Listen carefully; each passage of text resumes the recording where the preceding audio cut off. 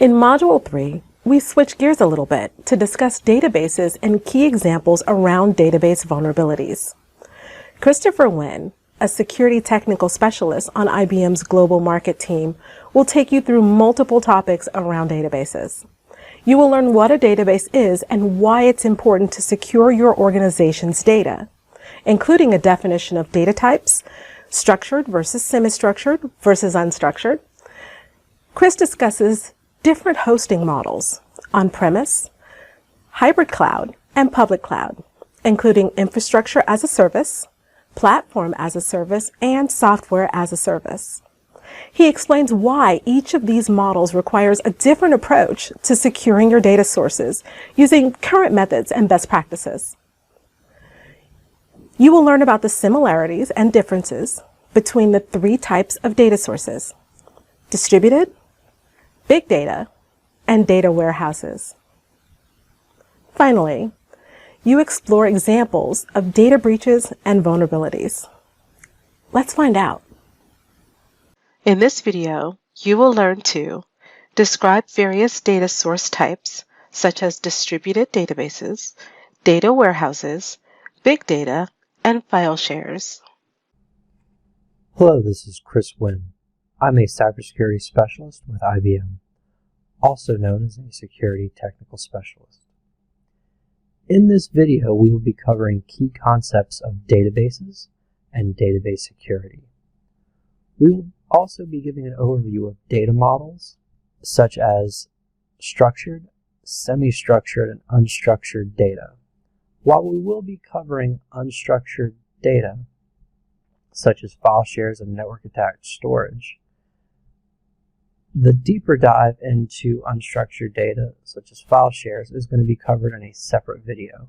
This video will only cover them enough to explain what they are, and so you have an understanding of the different types of data models.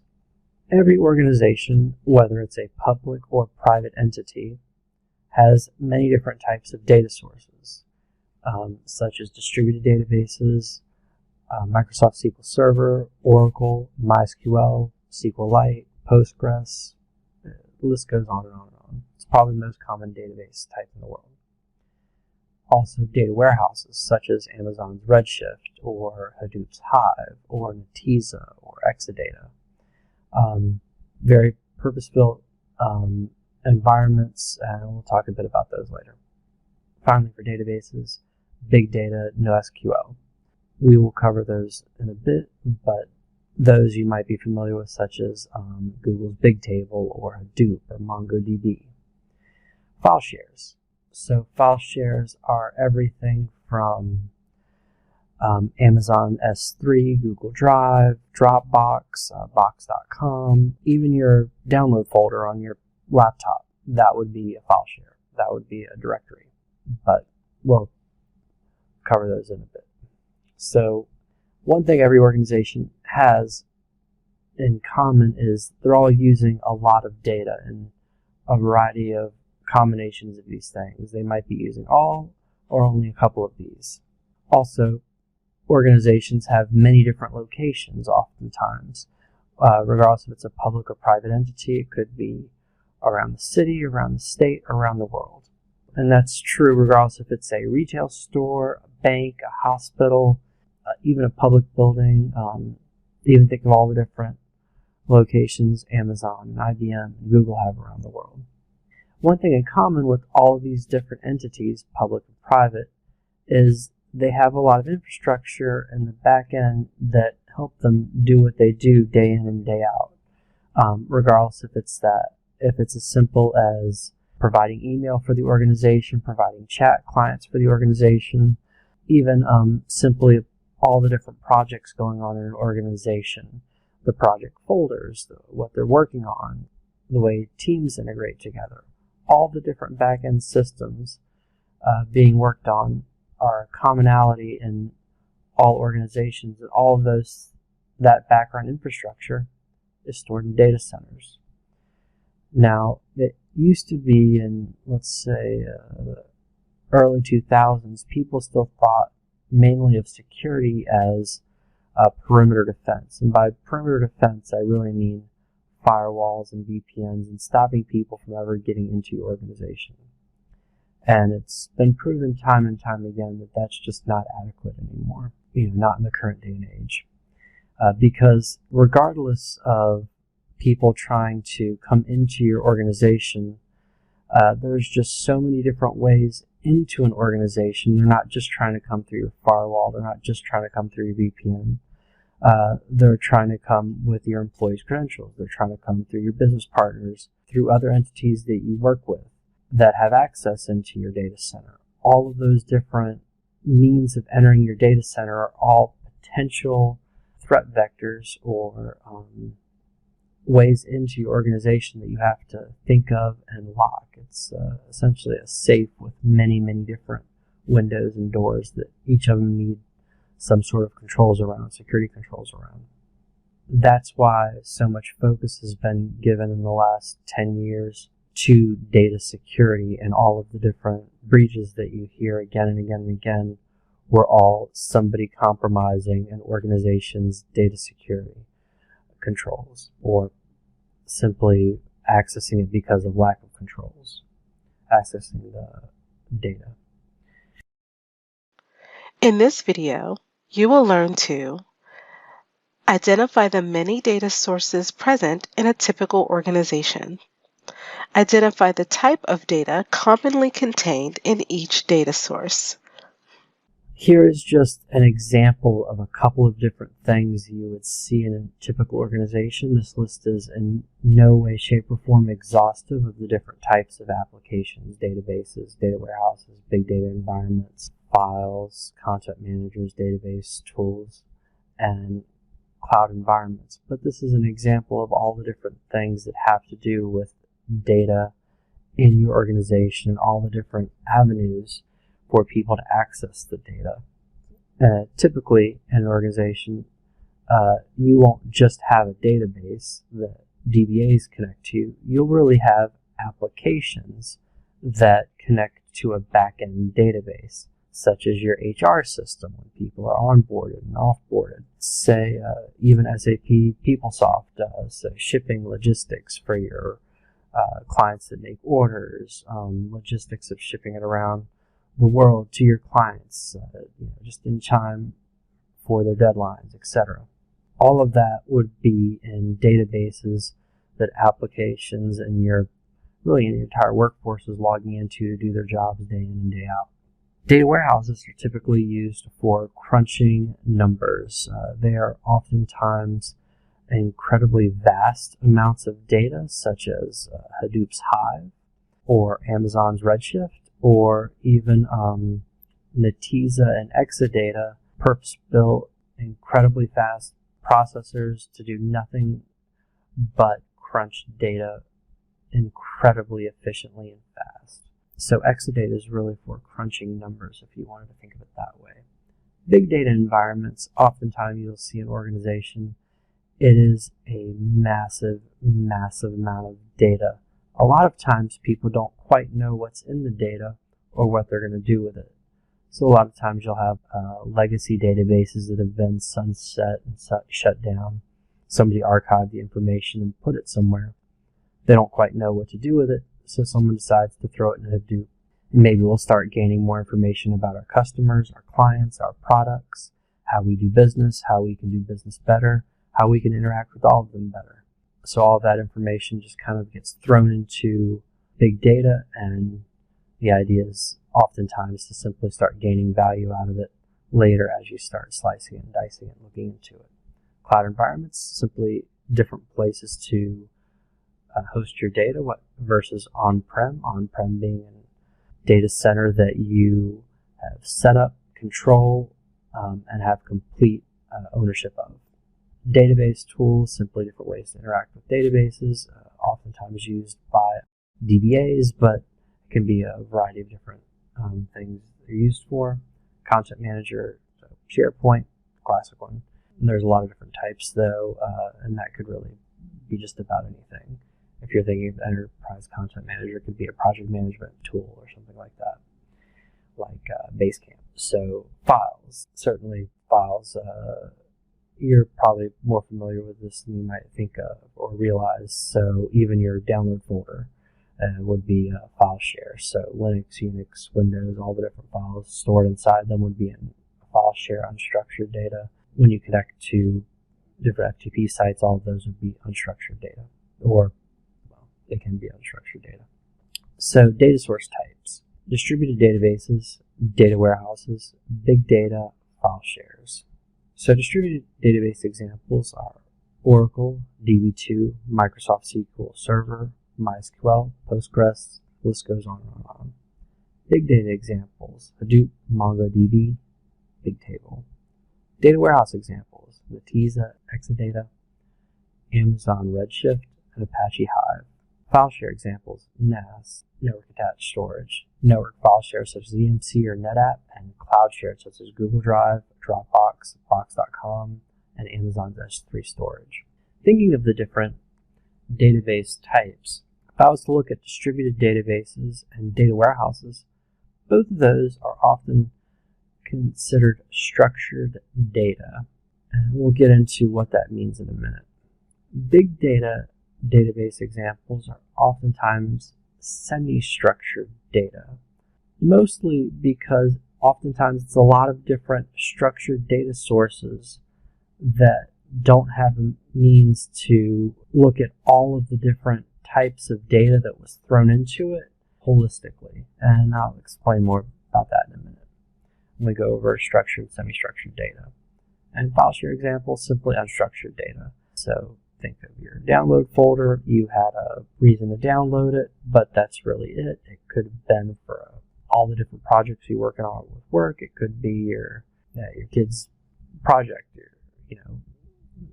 wonderful video of them walking for the first time or something like that. Just all the different things you might download, but no real structure to it whatsoever other than that. In this video, you will learn to describe what is meant by structured data, semi-structured data, and unstructured data. So, structured data.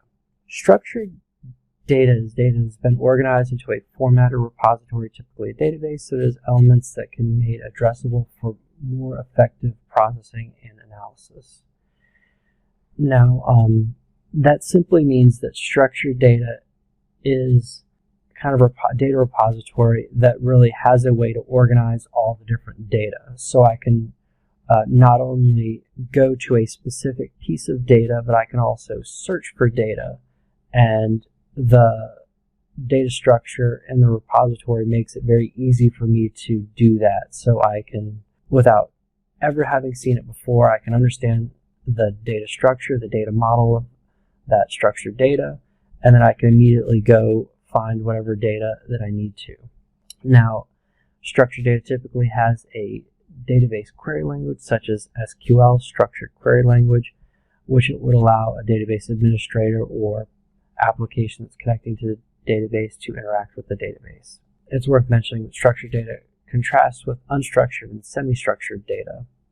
The three can be considered to exist on a continuum, with unstructured data being the least formatted and structured data being the most formatted. Another way to say that would be to say that they exist on a continuum, and structured data is the easiest to understand and most organized, and unstructured data would be the least organized and hardest to understand and find what you're looking for. Semi-structured data.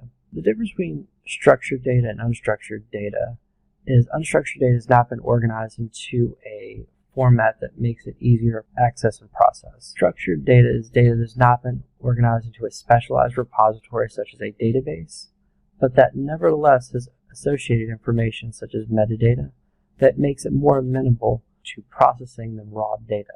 Structured data is basically the opposite of unstructured. It has been reformatted and its elements organized into a data structure so that elements can be addressed, organized, and accessed into various combinations to make better use of the information. However, structured data can turn into unstructured data if I was to take structured data from a bunch of different databases and throw it into a new location, and all of those different structured data, pieces of structured data from those different databases, if I don't take the time to reformat it and organize it into a data structure so that I can understand what all of the different databases were doing and the different commonalities such as customers, clients, products, etc., then it becomes much harder for me to understand what data is in the database and to look for commonalities and really understand the data. Let's move on. Unstructured data is information in many different forms that doesn't adhere to conventional data models and thus typically isn't a good fit for mainstream relational databases. One of the most common types of unstructured data is simply text. Unstructured text is generated and collected in a wide range of forms, including Word documents, email messages, text messages, PowerPoint, survey responses, transcripts, call center interactions, posts from blogs, social media sites, on and on and on. Other types of unstructured data include images, audio, and video files. Even though all of those different types of data are very different, they would all be classified as unstructured data. In this video, you will learn to describe the difference between a flat file database and a relational database. Describe how SQL, the structured query language, is used to process and query relational databases.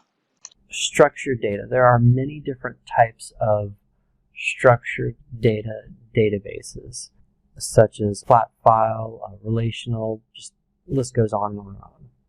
Flat file databases take all the information from all the records and store everything in one table. So table would be columns and rows. I always kind of think of them as simply spreadsheets because it's a thing that everyone's familiar with, for better or worse. So you'll see that this has an SID, a first name, a last name, a telephone number. I'm going to assume this is a SID, student ID. So student's first name, student's last name, S telenumber, so student's telephone number.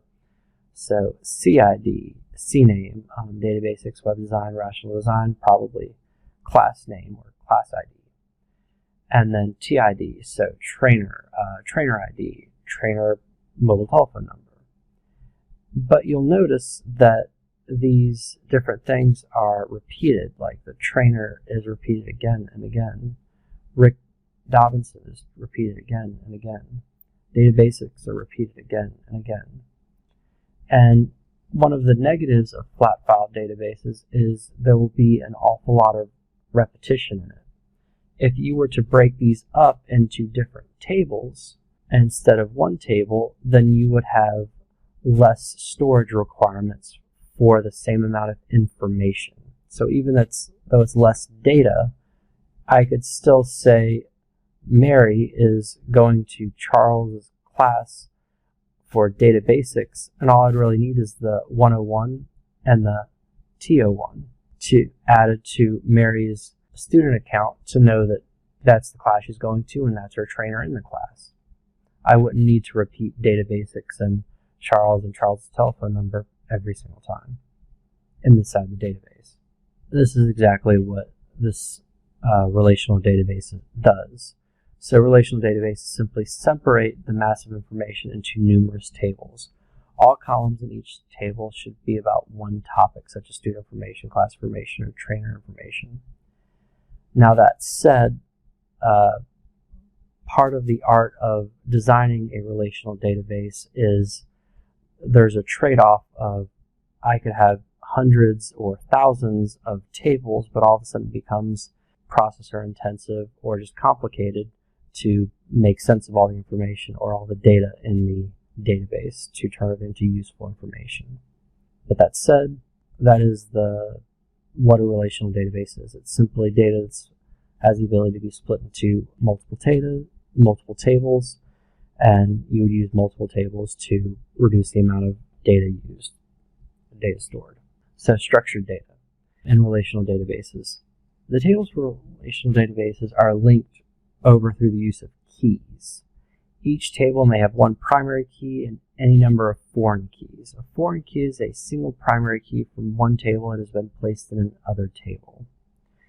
So, for example, you see the SID here would be a primary key, and then now I see a CID here that is a primary key, and a TID here that is a primary key. So those could then turn into foreign keys by simply primary key here is now a foreign key there, primary key here, and then primary key here is now a foreign ID here, or a foreign key here. And really the value of that comes when you need to start searching information that you don't know where it is, or you don't know information about something. For example, this query: what students are taking classes from trainer Charles Hill?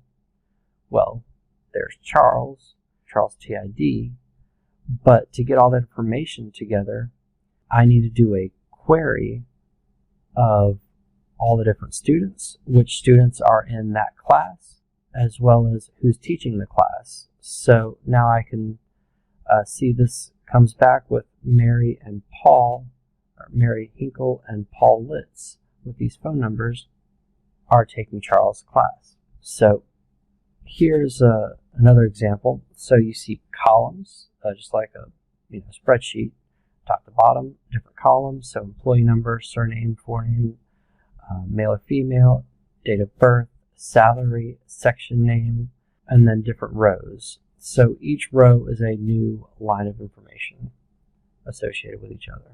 And then here you see an actual example of structured query language, or SQL. So SQL is a domain-specific language used in programming and design for managing data held in a relational database management system. It can also be used for other types of databases, even used in NoSQL databases, ironically. However, it's purpose-built for stream processing and relational database stream management system, also known as a relational database management system. It is particularly useful in handling structured data where there are relations between different entities, variables of data, such as highlighted here. So select title, release year, length, replacement cost from film, where the length is greater than 120 and replacement cost is greater than $29.50. Order by title, descending. So you here see title starts with a W and starts going up in the alphabet because it's descending. You see the release year, you see the length, and now you all see the cost is greater than $29.50. And that's an example of business logic that you would see implemented in SQL and how you actually see it leveraged in an organization. So with that, all of those different data sources require a strategy to come up with adequate controls. And by security controls, I mean all of the different ways to secure the data and different types of data sources. In this video, you will learn to describe the data security journey in terms of discover, harden, monitor, and protect, and repeat. Identify which activities are typically contained in each of these steps. This is the data security journey that IBM is seeing our clients go through again and again and again around the world. Now, this is a process. You see the chevrons across the top: discover, harden, monitor, protect, repeat. You could really rewrite these to say discover, repeat, harden, repeat, monitor, repeat, protect, repeat, because the reality in IT is things never stay the same. There's always a new version of a database, there's always a new operating system, and with those come new vulnerabilities. There's always a new database being set up, a database being sunset, and an entire application being sunset in favor of something new that's replacing it. There's just always change. There's always constant change. So even if you've completed one of these steps, you have to complete it again and again and again to have not only an understanding of where your organization was at that one point in time, but as it's evolving over time, you need to have a clear understanding of what's going on. And I personally kind of think of that in three different phases. I could call this identification or baseline, raising the bar is what I like to call this phase, and then this real-time monitoring protecting is really just applying controls, security controls as appropriate for the different data sources. So I'll kind of walk you through them beginning to end. So discovery and classification. It's one of the tenets of security that you cannot adequately secure something unless you know it exists and understand clearly what it is. For example, I might, if I somehow had a brick of gold, I would probably think of putting that in a safe, like Fort Knox, versus my house keys. While certainly important and I want to keep them safe, I might be okay with just putting them on my bedside stand. So very different controls for different items. And discovery process is simply discovering all of the different data sources in your environment. And the classification process is understanding not only where those different data sources are, but classifying the type of data, the type of sensitive data in those data sources. So discovery is discovering all of the different types of data sources in your environment, structured, semi-structured, unstructured, etc., etc. Classification is looking into those different data sources and understanding not only where those different data sources are, but what types of sensitive data are in each of those data sources. For example, SOX information, PCI information, PII information, PHI information, GDPR information. The list goes on and on and on, all the different types of data. And each of those different types of data have different types of controls that are used, many because of different requirements constantly being in regulatory compliance needs and rules and regulations that are really changing day to day, which requires specific controls for each of those different things, like PCI requirements and encryption kind of go hand in hand. So entitlement reporting can be defined as a lot more than simply who has access to the data. Entitlement reporting could also go deeper, for example, not only who has access to the sensitive data, different types of sensitive data like PII, PHI, PCI data, who has access to the data source itself and who has access to reconfigure the data source. A classic example there would be a DBA who does not have access to sensitive data on a system because maybe that sensitive data is, for example, it could be the rest of the DBAs he works with, all of their salary information. There's probably no reason for him to see that on a day-to-day basis, or no reason for him to have access to that. But perhaps he has the access to create a database user account with whatever roles and privileges and access levels that he wants to. So a classic control to implement there would be whenever that DBA does onboard a new person, you simply integrate it with your ticketing system. So now that you can see the request to onboard a new employee tied to the work that he's doing. And that would be a reasonable control to understand who's doing what and, letting them do the creation on, certain windows, certain checks and balances in place. Vulnerability assessment. So vulnerability assessment is simply looking at industry benchmarks and looking at the operating system and databases inside your organization, data sources inside your organization, and comparing them to best practices and all the different benchmarks available.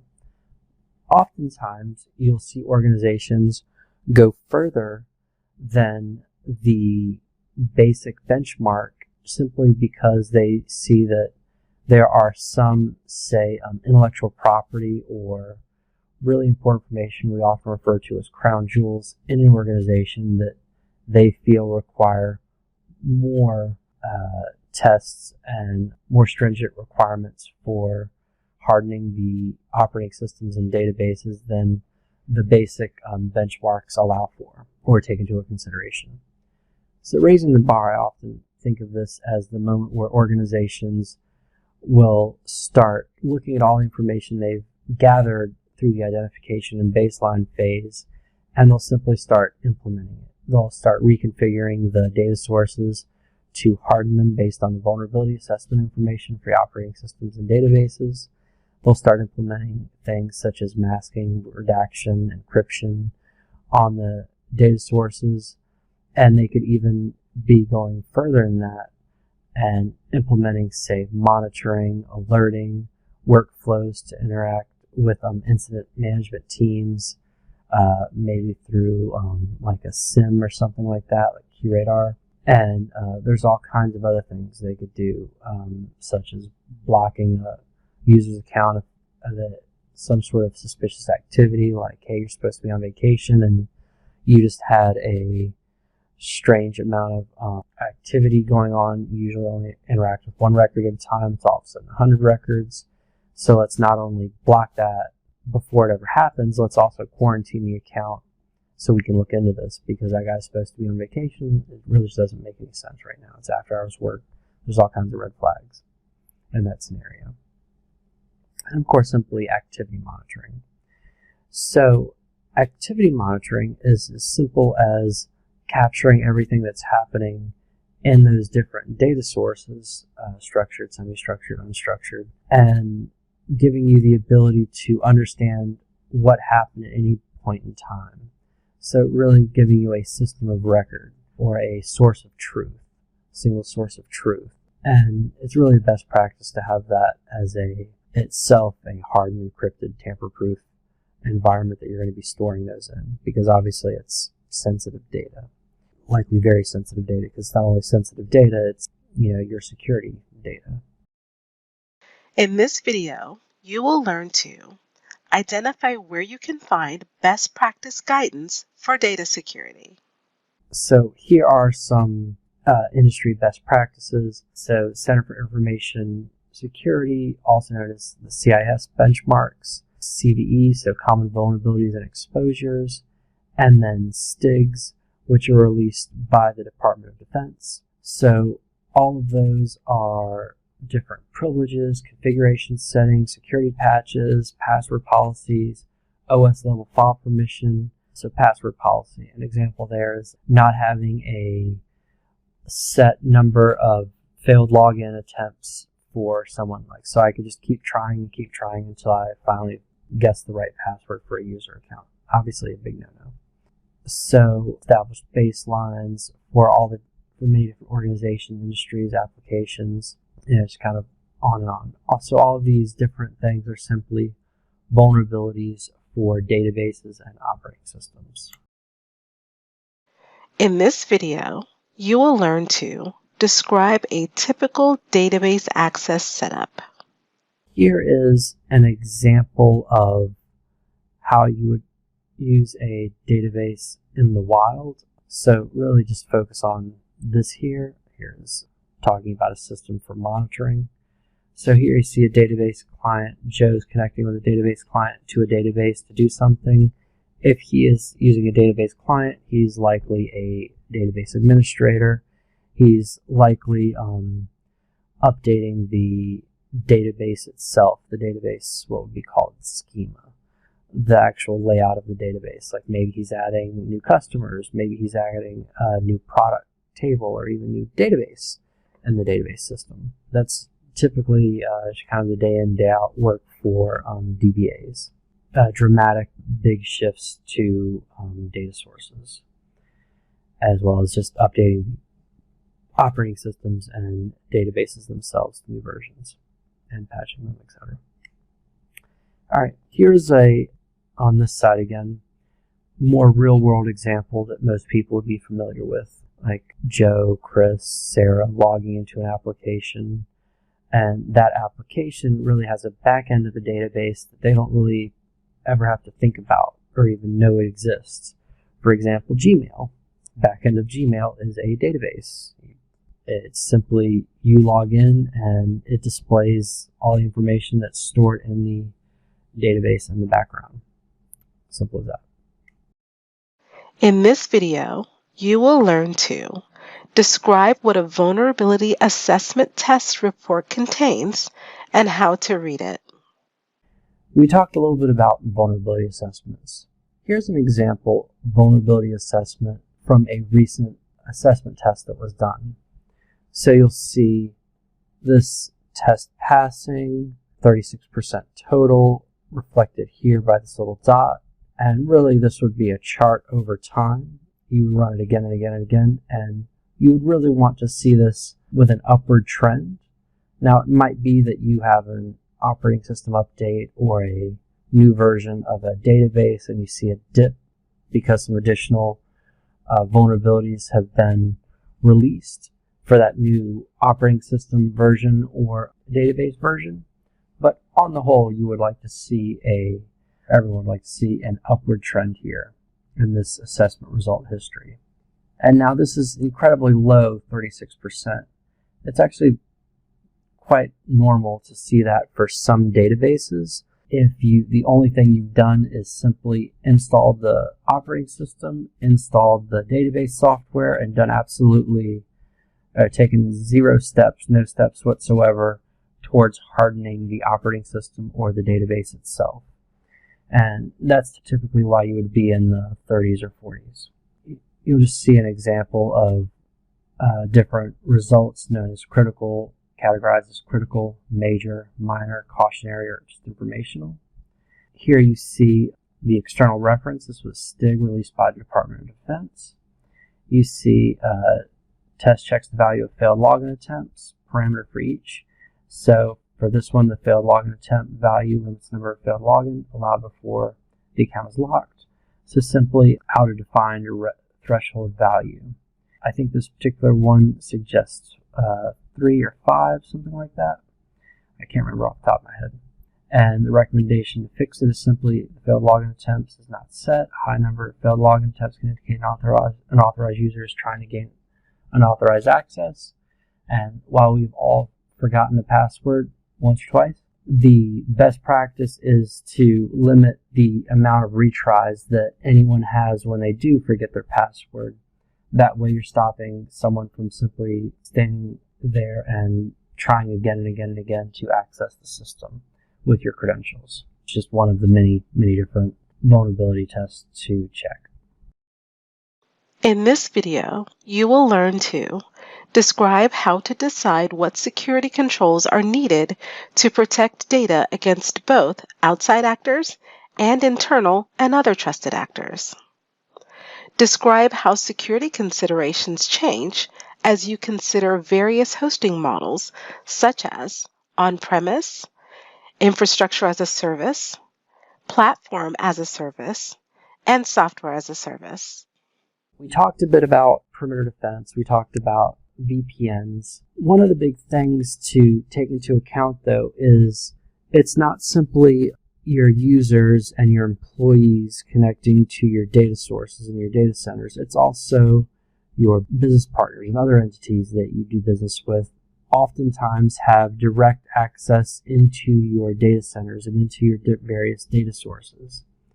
So the controls that are put in place and need to be put in place for each of these things really needs to be thought of and taken into account based on how your organization leverages those data sources in your environment. Kind of like my example with the bar of gold and the car keys. Different data requires different levels of controls and different hardening of the operating system and databases that sits inside. But also you might think of not only monitoring but also encrypting or tokenizing the data and encryption at rest, encryption in motion. It's just the list goes on and on and on for different ways that you could secure the data. And additionally, you're talking about all these different data centers and different data types and all these different applications that are running on those different data types.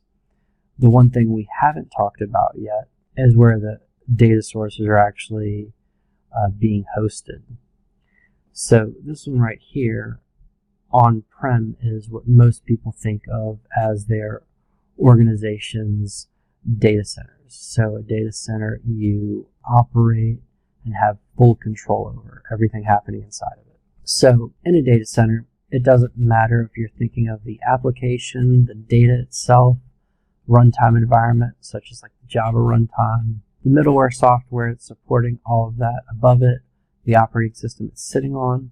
You have the ability to touch and work with any of it, and even including the virtualization that the operating system may be running inside, networking of that server, storage of the server, and just servers themselves. Like everything top to bottom, you have complete access to update, change, reconfigure however you see fit.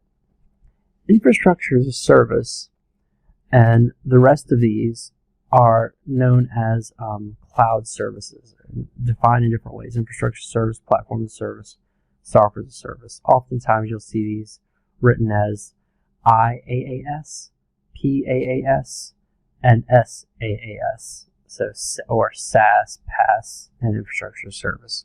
Infrastructure as a service, what organizations will do is they will have the servers likely owned and ran and updated by other organizations, such as a cloud provider like IBM, Google, Amazon, etc. And they'll have one of us actually keep up the machine, make sure it's running, and simply make sure that they have access to a certain amount of servers, a certain amount of processing, a certain amount of disk space, etc.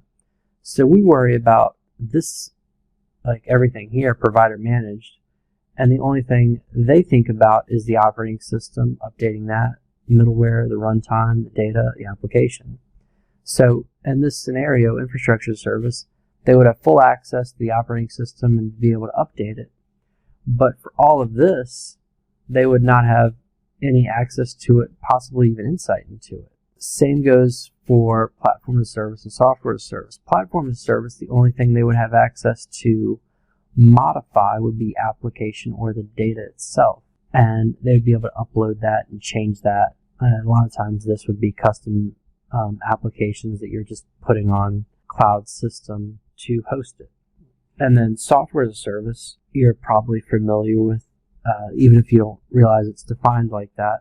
Gmail would be a software as a service because you don't have any ability to reconfigure the database or the operating system that Gmail is running on. Same thing would be Salesforce, same thing would be Dropbox. All those would be software as a service. It's simply some sort of software that you interact with, and that's it. Like you have no access whatsoever to reconfigure the application, update the operating system it's running on. You just have to let the provider handle everything. And with that comes a lot of additional considerations for security and data security especially.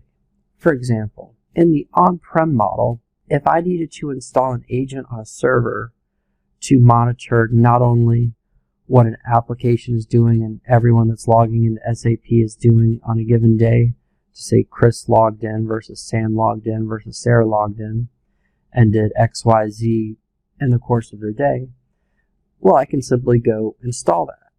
Now, on infrastructure as a service, I can install that as well, but depending on how it's set up, I may not actually be able to see the underlying virtualization and server that that virtualized system is running on. I may not be able to see who's logging into that system and what they're doing if I don't have access to install things if I need to on this layer of infrastructure as a service. Same goes doubly for platform as a service and software as a service.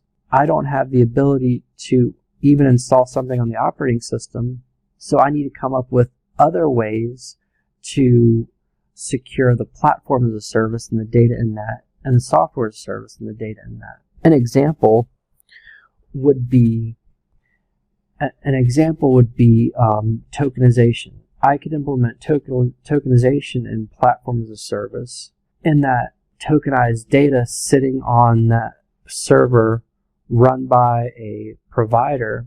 The provider, even if one of their employees did something nefarious and copied the entire system somewhere else, that tokenized data is going to stay tokenized regardless wherever it's copied to. Then all of a sudden, they may have copied the system, but unless they have access to my means of detokenizing or de-encrypting that information, then they will not be able to make any sense of that information. It'll simply be gobbledygook for them. Or you may have format preserving tokenization. So maybe instead of Chris Wynn, it says John Smith. So you can still test with it or whatever. But it's still not useful to someone that's looking for the actual sensitive data. Software service, same thing. You have to come up with different methods to work with software as a service. Software as a service, if it's connecting to your system through API or something like that, then you could think of tokenization. There's just different methods, different considerations in place for each of these things, purely because of what they are and organizations not having access to the underlying systems, just because they're not managing it. Their enterprise isn't managing it. The users aren't managing the different layers of the system, or not all of them, such as the on-prem model. In this video, you will learn to describe how the discover, harden, monitor, and protect and repeat processes apply to your entire IT and data security landscape, not just your data centers.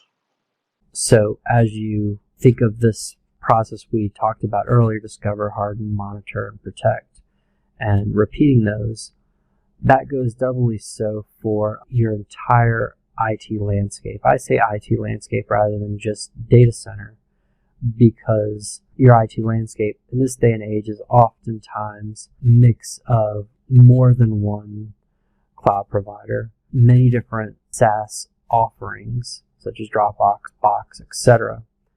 Sometimes referred to as shadow IT if it's not incredibly formalized or known how many different systems are being connected to by your employees in different IT organizations. You need to understand and discover all those different data sources and where all that different sensitive data is, regardless if it's in your data center, regardless if it's in any of the different cloud providers you use, or any of the different SaaS vendors and PaaS vendors, etc. that you use. Same goes for entitlement reporting. Who has access to the data, who has entitlements to reconfigure that data source and change the data source, data scheme itself. Like, as simple as understanding who has access to drop a database and understanding if someone drops a database, why they did that. So tying into change management and things like that. Vulnerability assessment. So again, so not only just data centers, but cloud providers and all the way from infrastructure service to through platform service to software as a service. And then obviously there's different controls available for each of those things that need to be taken into consideration. In this video, you will learn to describe logging all key activities, including key generation, retrieval, and usage. Describe the monitoring of data access, activities, logging, unique user identities, and privileged user access. Hello, this is Dale Brocklehurst with IBM Security. In this segment, I'm going to be talking about data activity monitoring, auditing, and logging. There are a number of topics in this segment. I won't go through each one individually in this list, but suffice it to say, there are 22 separate topics to discuss. Let's start out with a demo of the data access activity monitoring and logging of the activity monitoring. To perform this demo, we will look at the policy rules that I have established for logging of the activity that Guardium is going to see. Within this policy, I have several rules, the first two of which are alert rules. First alert is going to alert whenever access to sensitive objects takes place. The second rule is going to create an alert whenever failed logon attempts take place. My third rule is a terminate rule. This rule is going to terminate a session whenever the user system tries to access a table called SSN, Social Security Number.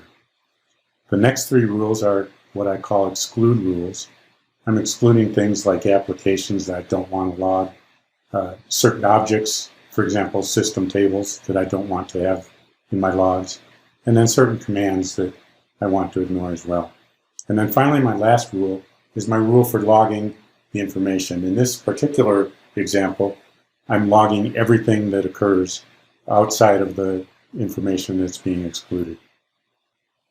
Now we want to look at the question, does your product monitor for unique user identities, including highly privileged users such as administrators and developers with access to the data? To demonstrate this, I've created a privileged user activity report. Basically, in this report, any user that is not a known application user that has a direct logon to the database, I'm considering a privileged user. So you can see that I'm logging information for user Larry.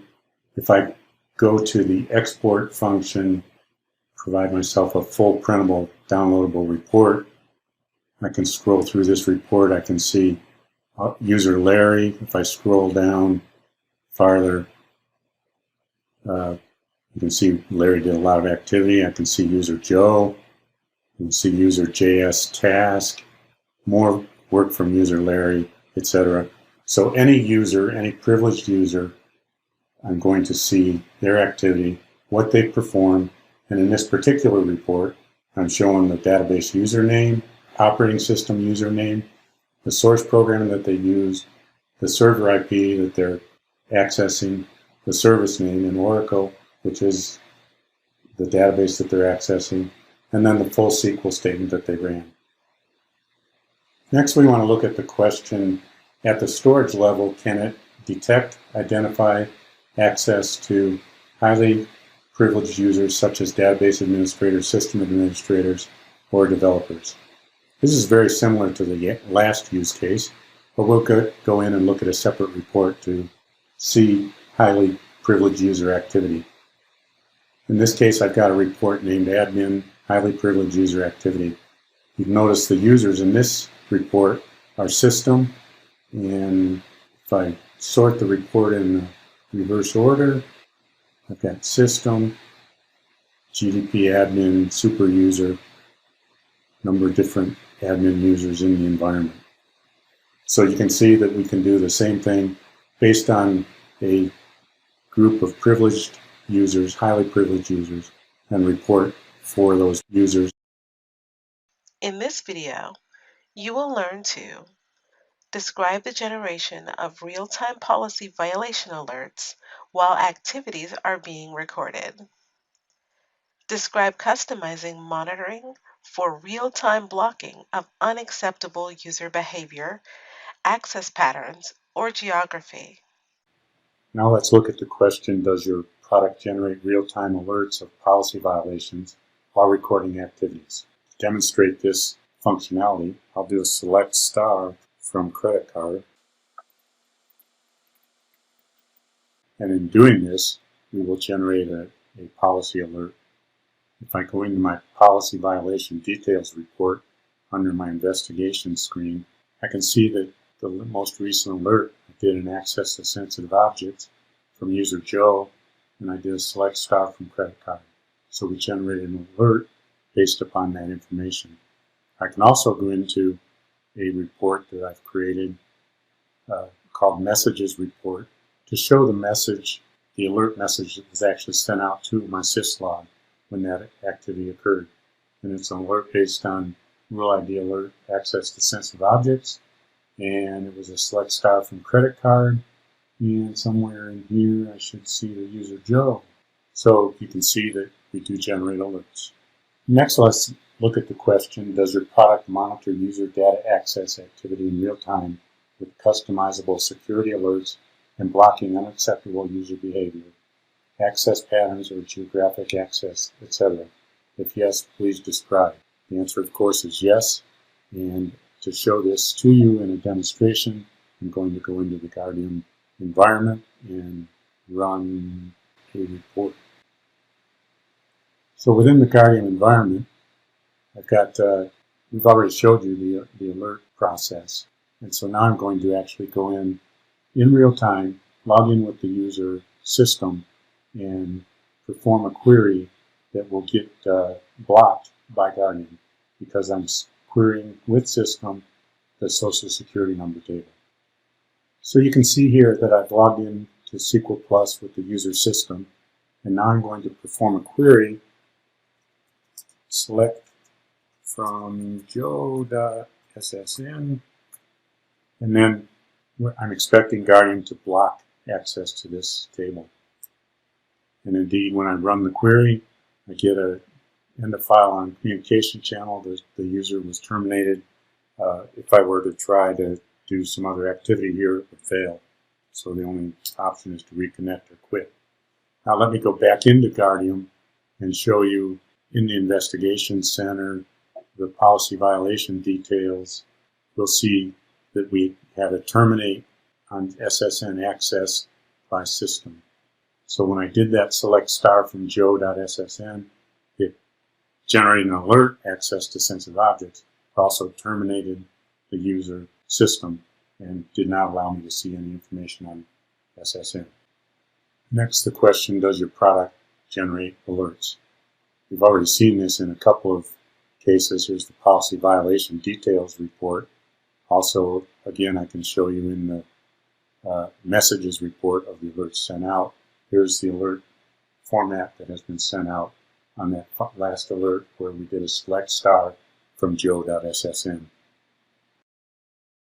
In this video, you will learn to describe the generation of metrics for logging and audit reporting.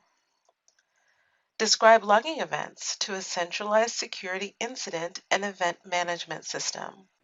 Now let's look at a question to demo the capability for reporting and metrics using information logged. We've already showed you several reports. A lot of the Guardium standard reports are visible through the investigation panel within the Guardium product. For example, under database activities, there are things like access to sensitive objects, client IP activity, database servers, DB server throughput, etc. Some of the metrics, you can see the total accesses by different periods and so forth for different servers. You can look at things like logged real-time alerts and see a chart of those, etc.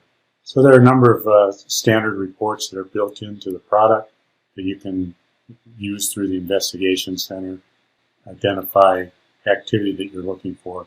Additionally, we have a search capability of the data. So for example, I can click on data in the drop-down and under search for user Joe.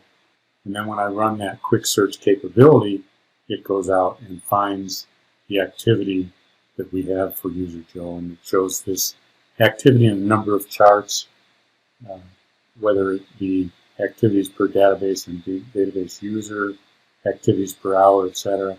And then finally, a listing of the activity. So you can see that there's a wide variety of reporting and research capabilities provided with the Guardium product. Now we want to look at the question, does your product create auditable reports of data access and security events with customizable details that can address defined regulations or standard audit process requirements? In order to demonstrate this, I want to show you the audit process builder, which is a automation of the reporting capabilities of Guardium.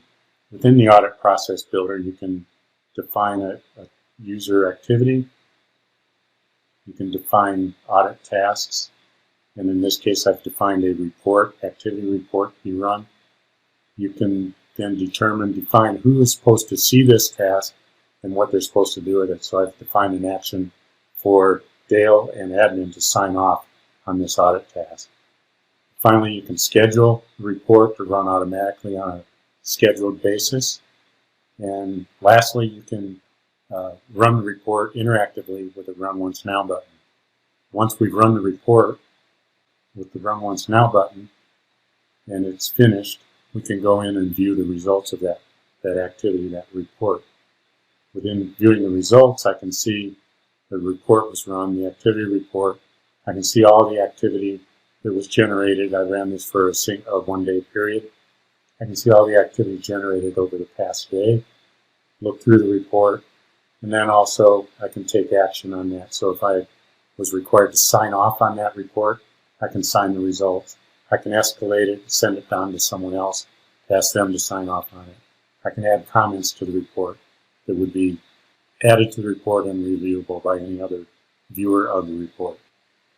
Now we want to look at the question, does your product support the ability to log security events to a centralized security incident and event management system?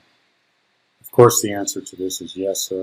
We integrate bidirectionally with QRadar, so that would be an excellent choice for a SIM system to coordinate with Guardium activity.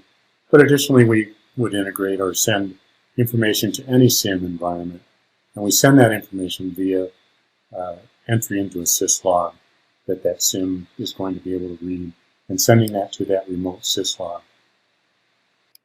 To demonstrate this capability, I'm going to run a query, select star from credit card, which is going to generate an alert in the system. I've got two syslogs that I'm looking at. The top one is a remote syslog on my Osprey system, and the bottom screen here is the syslog on my Guardium collector. Once that alert gets generated, you'll see that it showed up in my syslog on my Guardium collector, alert based on rule ID access to sensitive objects. And then you'll also see that same alert got sent to my remote syslog where my SIM product, whether it be QRadar or any other SIM, is going to pick up that alert, and that alert then is available for the SIM to pick up and report on.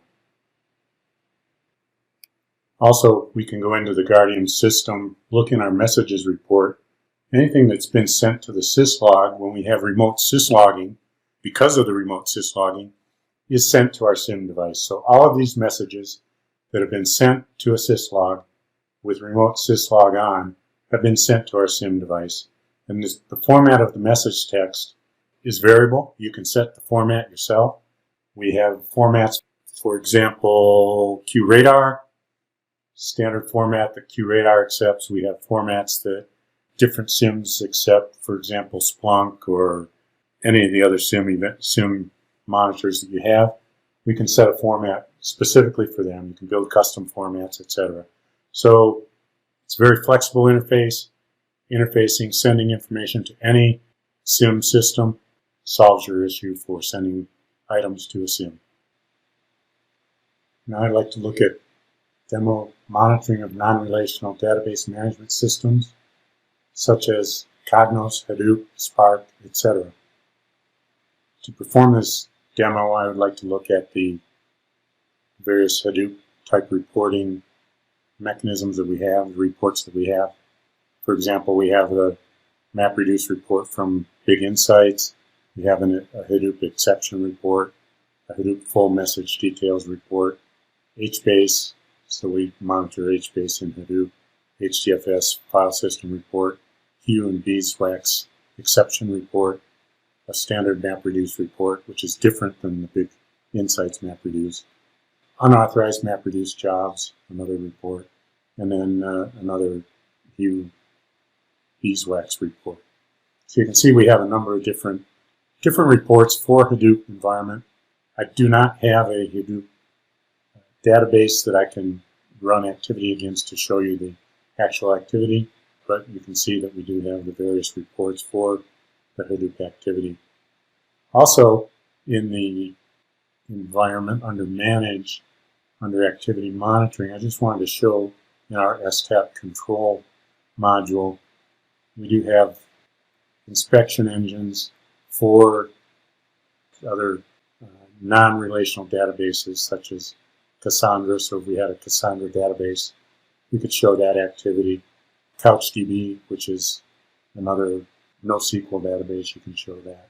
MongoDB, there it is, MongoDB, another NoSQL database. So we collect information from all those databases as well. In this video, you will learn to describe event attributes and manage their granularity. Next, we want to demo the following event attributes and to what level of granularity we can go with them. So, part of this demo, we want to look at the attributes that we capture: log date and time, event date and time, etc., interaction identifier. To begin with, I'd like to show you the attribute or entity list that we have available for adding information to reports when we build our reports. Under the client server, we have fields, attributes such as timestamp, timestamp date, timestamp time, weekday, client IP, server IP, network protocol, database username, source program, service name, operating system user, etc. You can see there's a large list of information there. Under the full SQL, we have the full SQL and the timestamp that SQL was executed, show our response time, number of records affected, etc. So you can see a large number of attributes, all of the type of information that you would be interested in: session start date, time, etc. Client port, server port, UID chain information, etc. So a number of attributes that can be used to build various reports. Additionally, when we are looking at reports, if I go into one of the full SQL reports, timestamp, so it's the exact timestamp of when the SQL was executed on the server that's mentioned by client, by server IP. I don't have server IP. Anyway, timestamp of when that SQL was executed, the date, the hour, minutes, seconds, and then there's also an additional timestamp for sub-second timestamp, so you can go down to the sub-second with your timestamp. Again, the user that executed the SQL, when their session started, what source program they're running, full SQL. So you can see that we have a number of elements. I think you can get to all of the level of granularity with the date and time and the information on the event that you need. Now let's look at the demo of sufficient information in the log record to establish what events occurred and who or what caused them. For this, I'll look at a couple of the reports that I've created within Guardium. One report I want to look at is the detailed sessions list. Within the detailed sessions list, we have a timestamp of the last activity within that session, session start time, what kind of server, client IP and server IP, the ports that we're accessing the database on, type of protocol, whether it's TCP, bequeathed, shared memory, etc. Some other information about DB protocol and version. The database username, so who's accessing the database, what source program they're using for that session. So this report gives you the session information of every person that's logged into every database that we're monitoring, the date and time that they logged in and started their session, and what type of network connection they made. Additionally, in the reports, if I look at, let's just look at privileged user activity just to give an example. Under privileged user activity, I've got some SQL activity listed here. I'm showing the timestamp, when that SQL statement took place, what session it was under and what time the session started, my client IP, who the database user is, Larry, who the operating system user was, what source program they're using, what server IP they're connecting to, what database service name or database name they're connecting to, and then the SQL statement that they ran. So you can see the information, all the information about who is executing the statement, what statement is being executed, and you can see exact SQL statements so you know exactly what they were doing. Now we want to look at demo configurations configured to monitor user account additions and changes. To show this information, I've created a report called Create Alter User Actions. So anytime that a alter user or a create user command was executed, I capture that command, and then this report is showing the exact same information, timestamp, session start, client IP, database user, etc., that executed that SQL statement. So now I know every alter user, every create user that has been run on all the systems that we're monitoring, and what user ran those statements and when they did that. Additionally, if you look at the create user statements, you'll notice that the password that would have been entered in the identified by clause of this create user statement is masked out within Guardium. Guardium does not store any passwords or any of that sensitive information within its database. In this video, you will learn to describe how to configure a system to monitor failed password and unauthorized access attempts.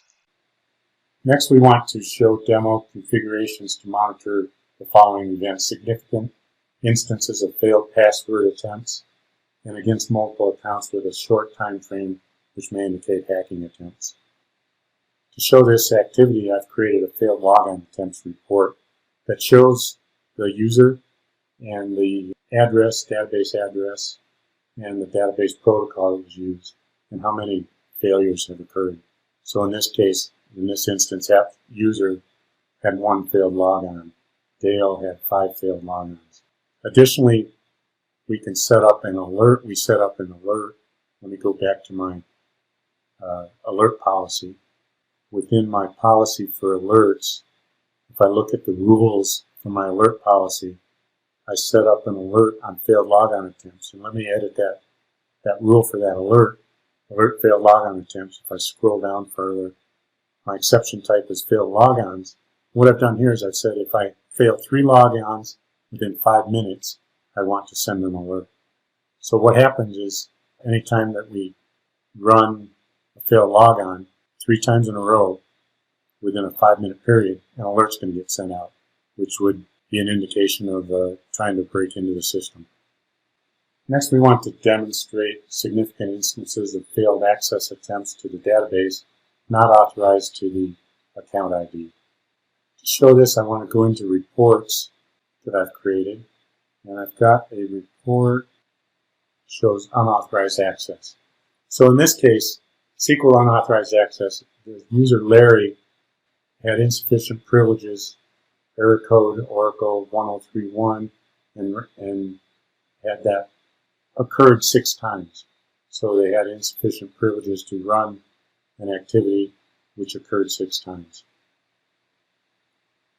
I also created an unauthorized access report that shows all the SQL statements that were run that failed. So using this report, you can correlate information on this report with information in the report that showed access failures and recognize what the user Larry was doing. In this video, you will learn to describe configurations to monitor attempts to select a list of users and passwords, all unauthorized direct database access attempts, and the use of non-standard tools. Next, we want to show attempts to select a list of users and passwords. For this, I create a report that shows anytime we select information from users or passwords. So we're selecting from DBA users. If we look down through the select here, we're selecting from DBA underscore users here, etc. So you can see who the user was, system, who the OS user was, service name that we're going against, and then the full SQL of what they were selecting. So anytime something, whether it's an application program or an individual user, is selecting from user list, it's going to show up on this report. Next, we want to show all direct access to the database from accounts which should be limited to access through the application. For this demo, I created a report, Unauthorized Use of Application ID. My application ID for this demo purpose is app user, and whenever app user runs a source program other than one in a list of authorized application source programs, they would show up on this report. So app user logged in was the OS user Oracle, ran SQL Plus, and was altering tables, configuring, creating tables, etc., doing activity on the database directly logged in. Let me show you the report and how I actually set that up. So in my report, obviously at the top is all my columns that are on the report, my sort order. But on the bottom is where I set up the parameters for determining what went on the report. So what I said was anywhere where the database username is in a group of users that I've called my application database users, and that activity is performed by a source program that's not in the group of application source programs, I want that to show up on this report. So now I'm reporting on all direct access to the database from an application account that's not using the application program. Now I want to look at the use of non-standard tools to directly access the DBMS. In this particular case, I don't have an Excel or Access that I can access my database with, but I'm going to show you how I would create this report. I'm going to start with a report that I know has the type of activity, the columns of information that I'm interested in seeing when someone uses a non-standard application. And what I'm going to do is I'm going to edit this report, and I'm going to create a clone. By creating a clone, I got the same report, but now I can call this a non-standard application usage report. I'm not going to change anything that goes on the report, but I am going to change my conditions of the report. So in my conditions, I'm going to go to the client server and add that as a condition. So I've got the source program, my condition. Now, within that condition, I'm going to say with a source program that's not, I'm going to use a not in group on this. And then the group I'm going to use is authorized source programs. So anytime the source program is not in a group of authorized source programs, I want it to show up on my report. I'm going to save that report definition, create a report with that definition. Once that report is created, I'm going to add it to my GUI so that I can access it. And so now, within my reports, I have a non-standard application usage report. And I show the information. So this source program is not in my list of authorized applications. In this video, you will learn to describe configurations to monitor the use of an application ID from a source other than the defined owner location. Describe configurations to monitor log failures, manual logging shutdown, and attempts to purge. Now I want to look at the use of the application ID from a source other than defined owner application location based on host name or IP address. To demonstrate this, I've created a report called Application IDs Unauthorized IPs. Again, this report is very similar to the report that we did earlier where we showed application user not using the application source program. So in this report, if I go into the report definition, you can see where the conditions on my report say where the client IP is not in a group of application IPs and the database user is in a group of the application user ID. So very similar to the report that we did for the application user not using the application source program. We also did the same report definition, but with the different condition of not using the application IP address for its client IP. Finally, I want to review or look at the demo configurations for log failures, manual logging shutdown, and attempts to purge. Essentially, all of the type of things that are contained within the Guardium self-monitoring capabilities. First, I'd like to look at, for this demo, to look at the STAP control page within Guardium. Within the STAP control, we can see the status of the various agents that are set up to monitor activity. In this particular case, an agent on server 10.10.9.128 is in red status, meaning it's inactive. Whether there's communication is broken, the server is down, whatever, we're not monitoring data from that server. Then farther down, the server 10.10.9.56 is in green status. We are monitoring activity from that server. We can also look at the inspection engines to see what activity we're configured to monitor. Monitoring activity from Cassandra, CouchDB, DB2, Greenplum, Informix, MongoDB, Oracle, etc. Obviously, for the demos that we've been doing today, we've been looking at Oracle activity. So that's one place that you can see the status of log failures. So anytime the agent is down, we're not able to log, so that would be considered a log failure. Anytime the agent is up, we are logging, and you would not have log failures. We also have reports within the reporting environment. Let me just go to this.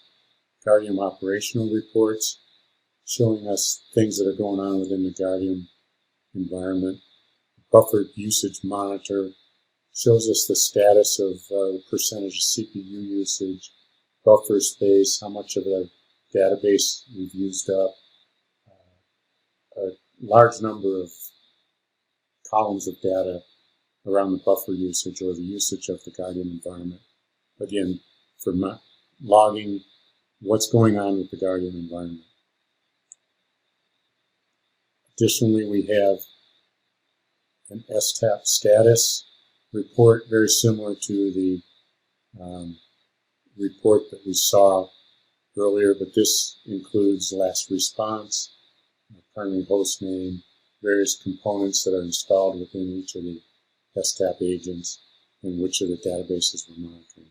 So it gives us a status of which ones are up and monitoring, which ones are active, and which ones are inactive. Then we have real-time Guardium operational reports. We have things like connection profiling list, where we can look at, and I think I've got to configure this report to go back a little bit farther. I haven't run any activity recently. We can go back and look at all the activity over the past 3 days and get a connection profile for every user. So app user logged into Oracle XE from 10.10.9.56 using SQL Plus, etc. You can get all of that information and get a client connection profile from that information. More importantly, I wanted to look at this monitoring Guardium system. And within monitoring the Guardium system, we can look at a user activity audit trail. So we can see when users have logged into Guardium, into the GUI that I'm in now, and performed activity.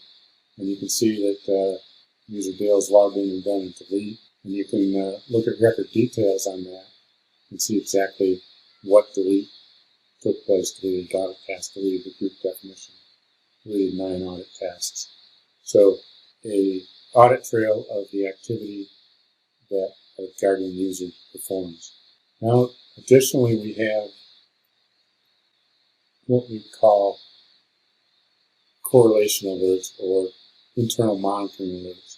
And some of these are just in definition, active STAPs changed. So we can set this up to run, and it's going to look for any time STAPs have been changed and generate an alert on that. Data source changes, so anytime someone changes the data source. Running low on disk space, we can alert on that. Anytime we have no traffic over the enterprise, alert there. failed logins to Guardium, we can generate alerts on that.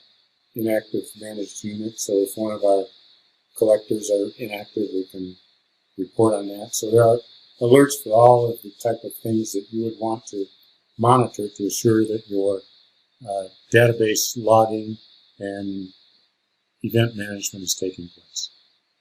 With that, we wrap up our demonstration of the data activity monitoring, auditing, and logging section, and we're ready to move on to the next segment.